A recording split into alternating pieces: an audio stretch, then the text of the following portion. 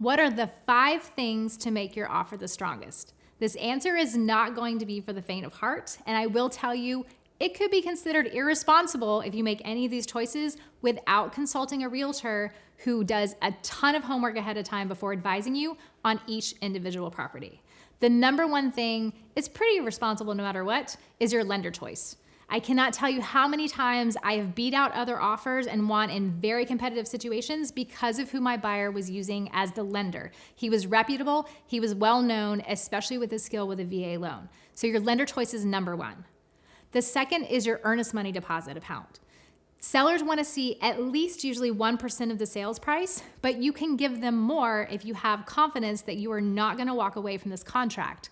3%, 5%. I have even seen people, if you're going to put a down payment, sometimes they'll put the down payment, if it's going to be your money anyway, as the earnest money. So yes, it sounds crazy, but I have seen $50,000 earnest monies, $100,000. But that absolutely gets the seller's attention because they think you're really not going to walk away. The third is your choice regarding the home inspection. Again, there's different options for a home inspection contingency. If you go asking the seller for repairs, not so much. If you ask them for the opportunity to void and walk away, they're still not going to love that either. You can ask for the inspection to be for informational purposes, but they're going to know you might still walk away based on something you learned if it's in a homeowners association and you have that option. The fourth thing is regarding the appraisal. It's an often, in my opinion, misunderstood that you cannot waive the appraisal contingency or buy it even if the appraisal is low if you're using a VA loan.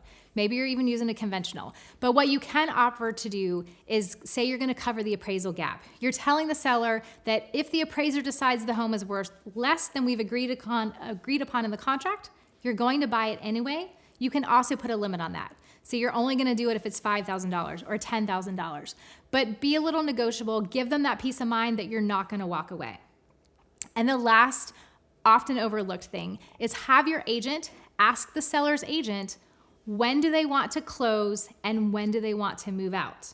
I don't know why, but they very rarely ask those questions, and your ability to accommodate what the seller wants can be huge leverage. It's peace of mind, it's comfort. They don't have to move their things into storage or move into a hotel.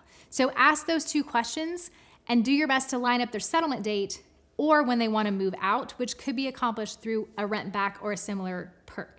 So include one, a couple, or all, depending on the risk involved in each house, but absolutely dig into each house, including have your realtor do research into comparables and what they think the home is going to appraise for. I always tell my clients, I think this is what it's likely to appraise for, and I think this is what buyers are likely to pay for it. And then we work through the solution together as to the best strategy to minimize their risk.